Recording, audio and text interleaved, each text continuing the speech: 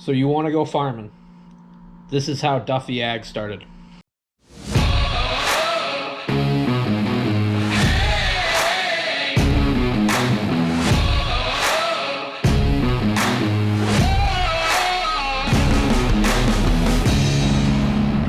You are now watching Farming with Duffy Ag. Doing something a little bit different today. Rainy day, ran around, did errands this morning. Been having a lot of comments about what exactly I do, how it's all situated as far as the farm, what I do, what I do off the farm. I figured I'd lay it all out of how I got into not only making YouTube videos, but doing Duffy Ag. So, I'm a second generation farmer, dairy farmer, which means my father was first generation. He grew up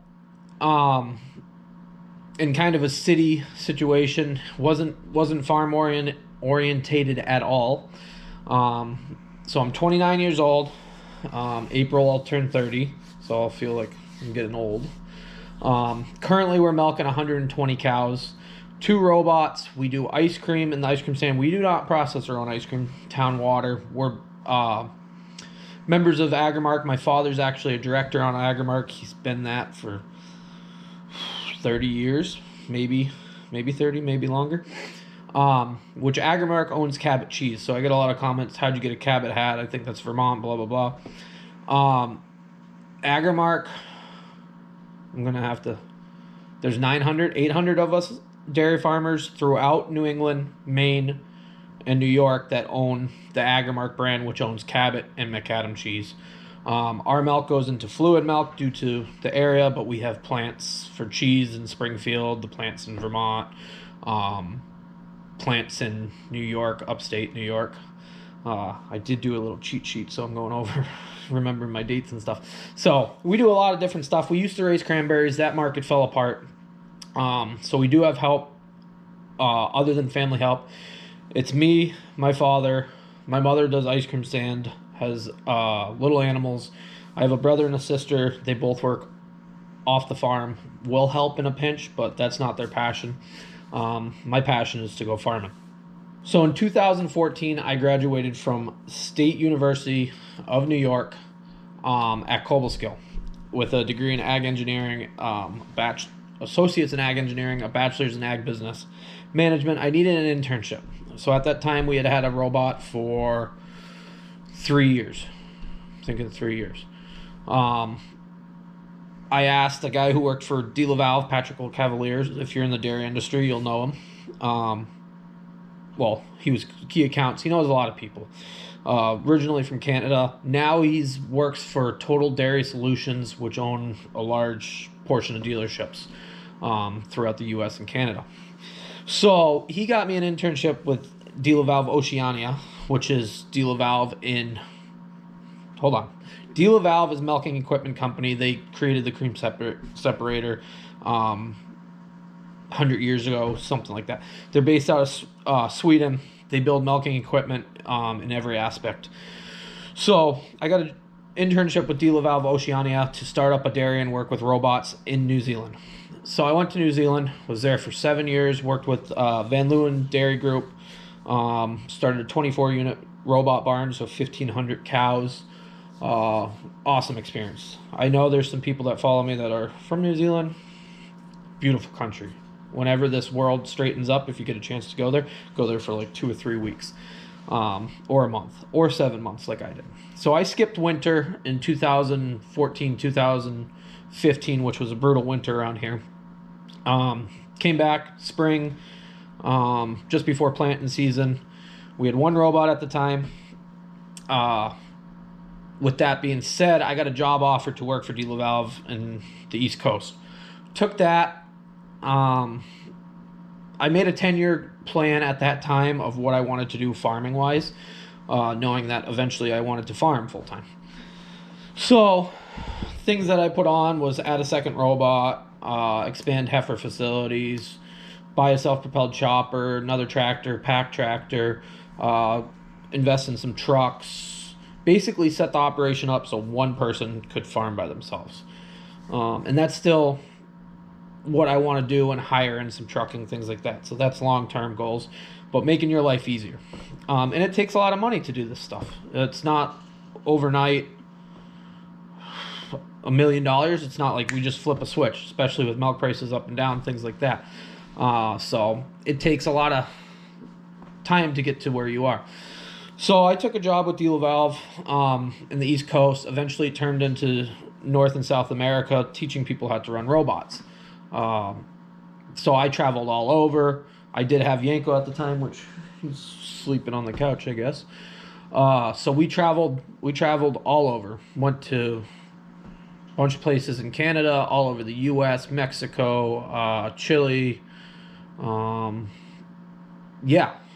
So I worked for Dealer Valve till 2018.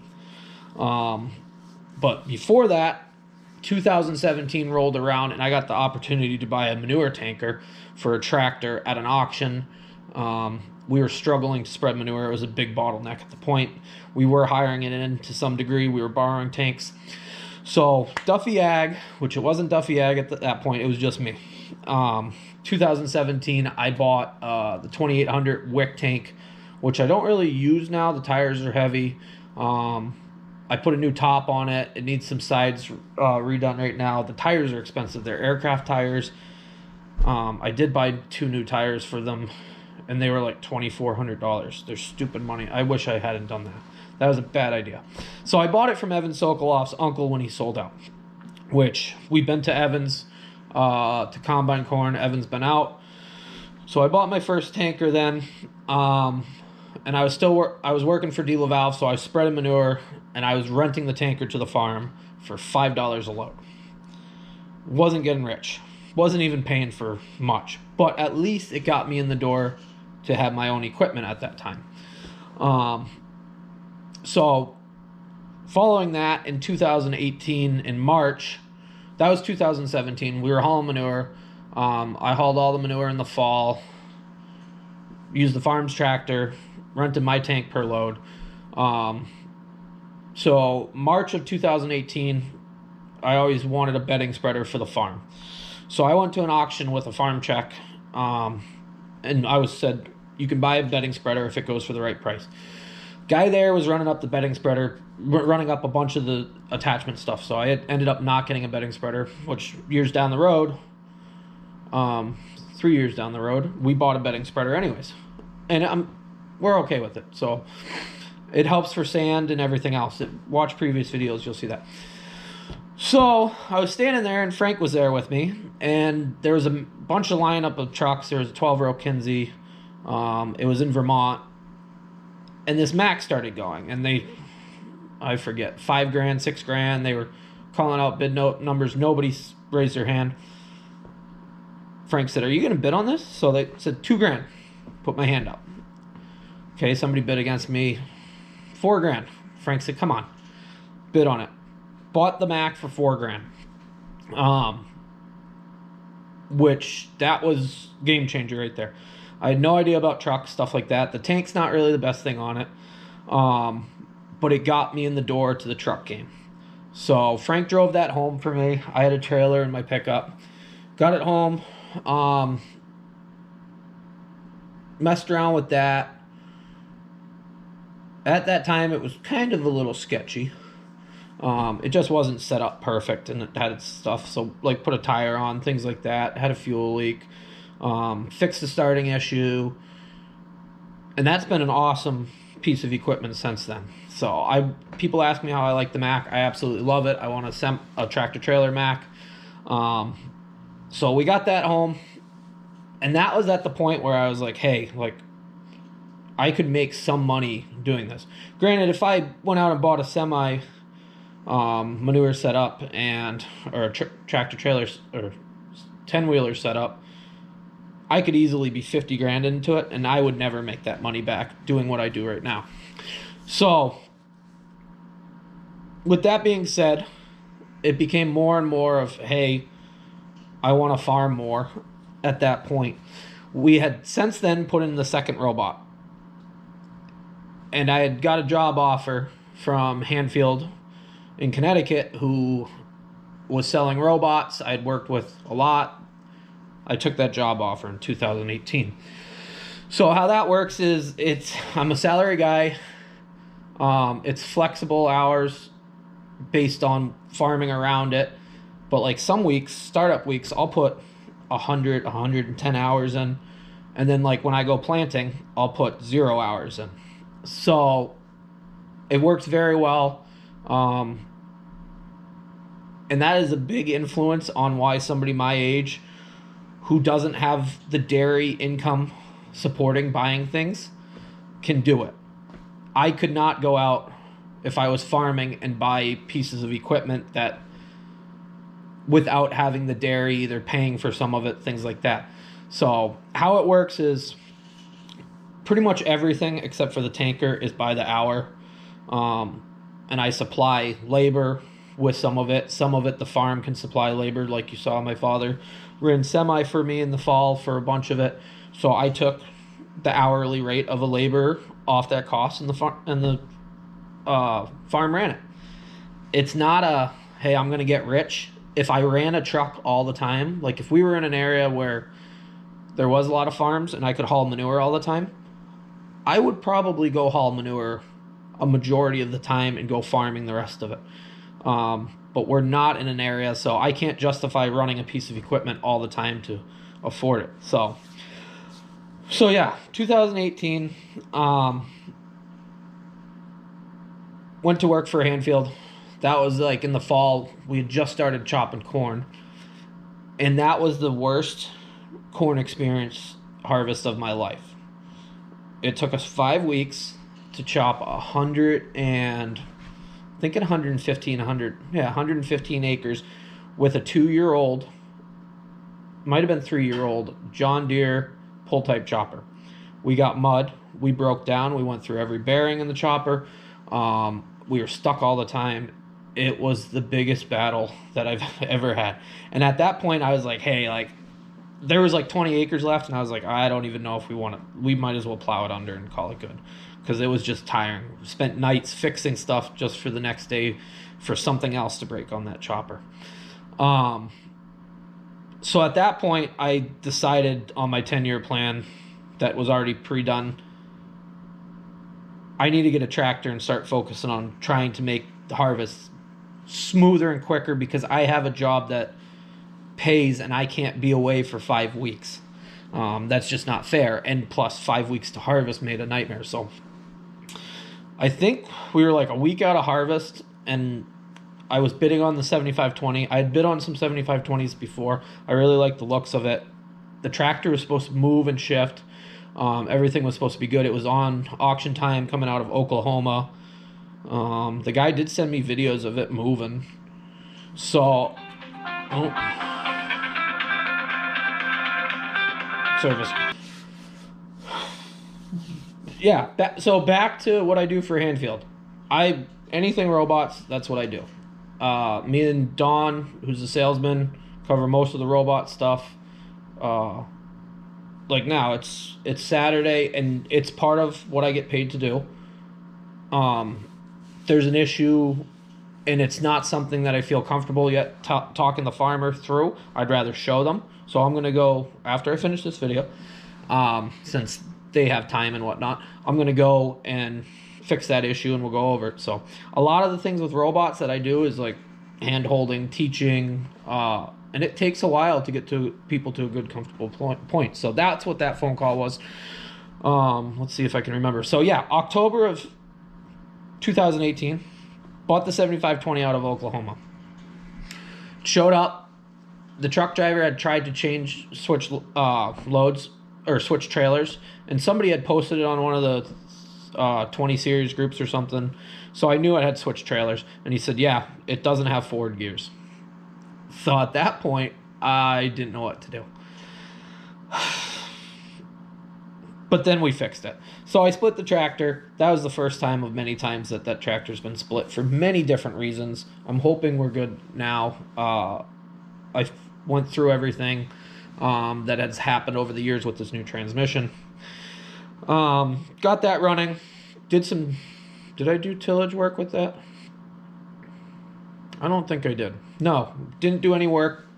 Ended up buying a blade for that, thinking, hey, I'll push corn silage with it. The idea was still we had the pull type chopper. I'll push corn silage. I'll make some money off of that. So I went to Ohio. I bought a blade on auction time. Buy a lot of stuff on auction time. Went to Ohio. Me and I forget if it was me and Kevin or me and Danny. I think it was me and Kevin. We went to Ohio, picked up a blade and a blade frame, 2 of them. And Ohio's treated me well. So then we roll in to 2019, and I got tagged in a post on Silage Kings, which is a Facebook group, about corn chopping. A 695 Kloss Forge harvester. Actually, the guys I bought my Hool tanker from tagged me in it because I had always said I would like one that would be a cool chopper. I have a friend in Pennsylvania with one as well. I think they're simple, yet the throughput's still there. They're 360 horsepower. So this guy in Ohio threw it up on there. Started messaging him. I said, alrighty, I'll be out. And they said, okay, we have some people looking at it in a week or something. I said, I'll be out on Monday. So I flew to Ohio. At that same point, I had always kept my eyes on these silage boxes. Since the Mac had a manure tanker on it currently, and we were short trucks all the time. I flew to Ohio. I looked at the chopper. I wrote the biggest check of my life at that point, and I bought a chopper. And I also then drove to another part in Ohio, and I bought the silage box that is on the Mac currently. So that day was very expensive, and it was a very big learning curve. But I would do it again. Absolutely. It's put me where I am. I like the old chopper. It does fight me. And people say, why don't you buy a new one, this and that. You guys are watching the channel because of my old gear. So that's the reason. So in January, the farm show went. I went and picked that up. Sully went out and picked the chopper up for me. Rolling into spring, the chopper had a 6-row head on it. Always got nervous on lining up with the 4-row, so I started thinking. I almost ended up buying some Kemper heads, some Kloss Kemper heads, the 650s, RUs, and whatnot. And my parents were, this was 2019. My parents were on a cruise or something like that. And so a double rake came up, and I was thinking, I just bought a chopper.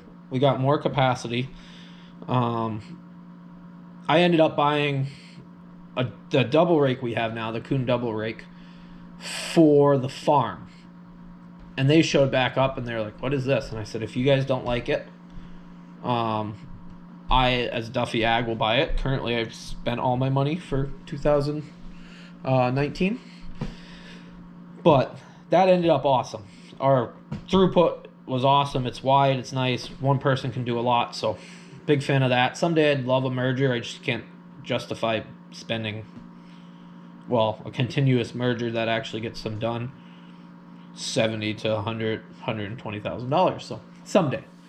So year one on the chopper as Duffy Ag, and here I am, spent a bunch of money to make my life more efficient, make the farm minimal help, get things done, and get on to the next project faster. And I had nothing but issues. I grenaded a turbo on one side. The housing had cracked. The other side, it was loose, so it got 2 new turbos. That wasn't really what I wanted to do.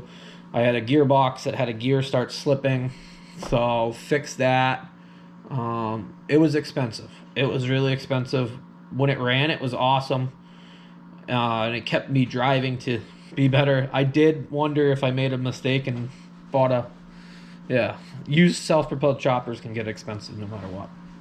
So at that point, we were running 2 trucks. I hadn't got the body on the Mac yet. So I was chop some, sit around. The farm was running their trucks. The efficiency wasn't there yet. I was just making headaches. And all throughout this time, I'm working on the farm at the same time. So go out mow, go out do this. But yeah, got it running to where I was happy. Fixed the gears, things were good at that point. Since I do love hauling manure, online auction rolled around, pro team auction or something in Tennessee, and there was a Husky tank that looked halfway decent. One flat tire, one rust hole. I threw $600 on it as like, if it goes, it goes, and I got it as the bid. I think I paid $600. So there I went. I went to Kentucky, picked up that tank. That tank has been much better tank than my Wick tank to start with. But still, at that point, I was charging the farm $5 a load. But I put a tire on it, welded some stuff, so I was probably into it for $1,000 plus whatever I took on the trip down. I did see some friends along the way. So at $5 a load, yeah, you don't add up very quickly. So that was about where it ended, where it transitioned from me trying to farm and not showing anybody what I'm doing to August 10th was the first episode that I put out on YouTube. So I appreciate everybody who watched that. That was Feeding Dairy Cows #1.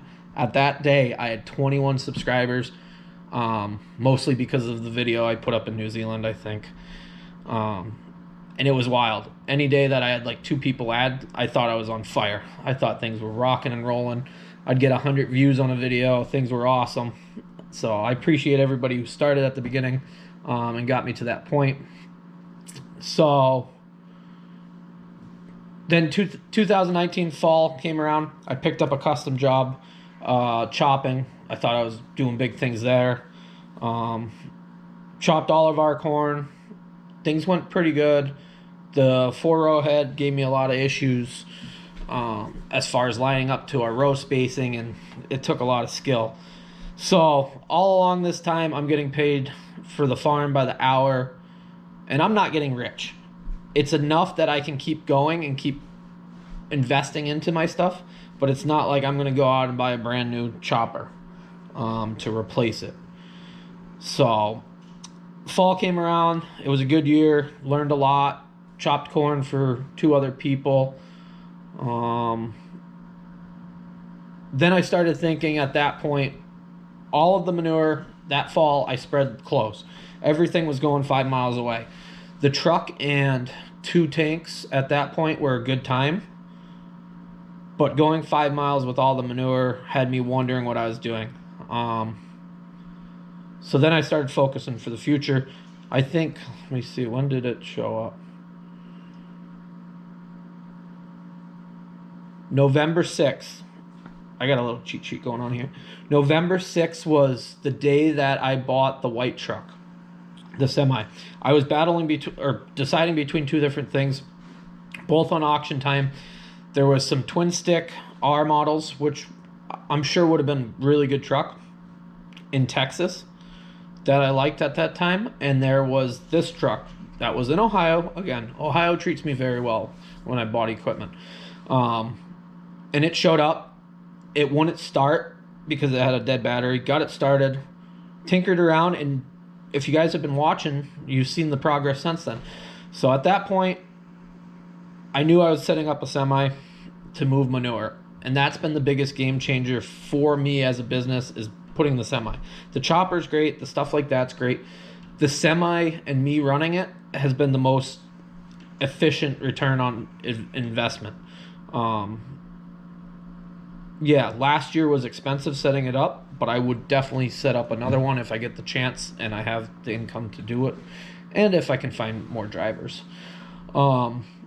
So went down, picked up the container trailer. There's plenty of videos of that.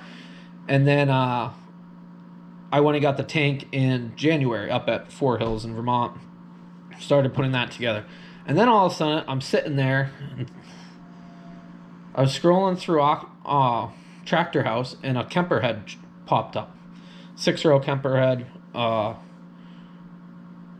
Yeah, and it just so happened that I got my tax refund and I went and bought that.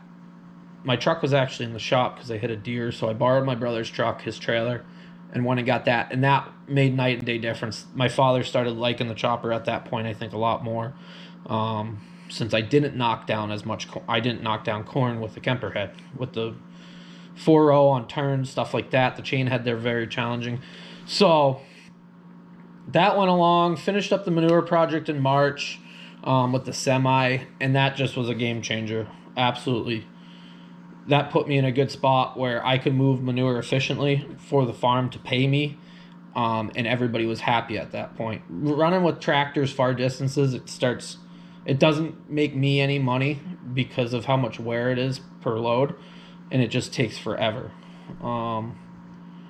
So going forward in 2020, it was a lot of learning. The year was wild to begin with.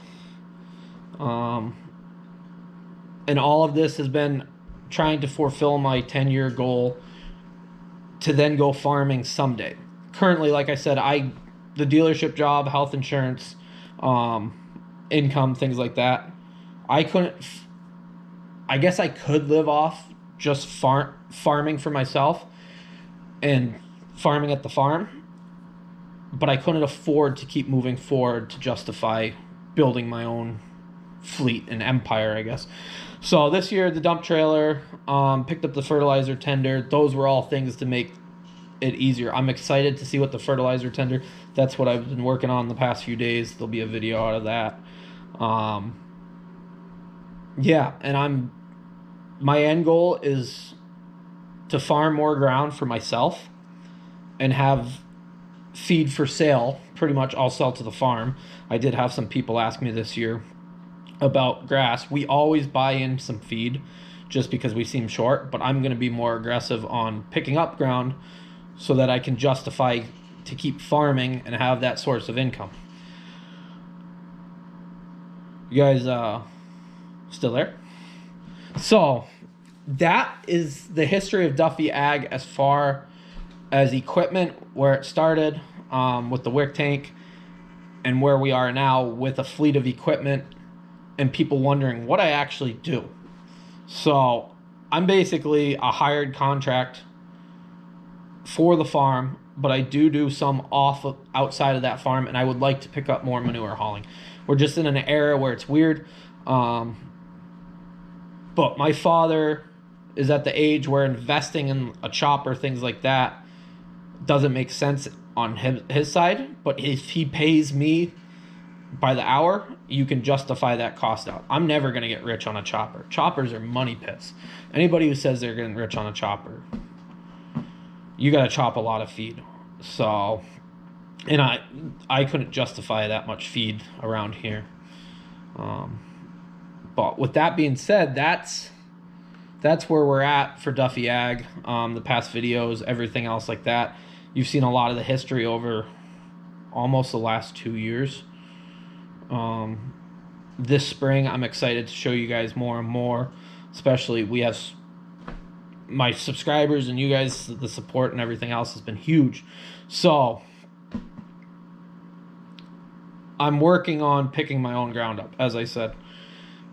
And we'll see how much ground I can pick up of my own. And this will be the first year that hopefully I'm farming on my own with my own inputs, my own equipment, my own hard times. Not like I don't have enough of that already.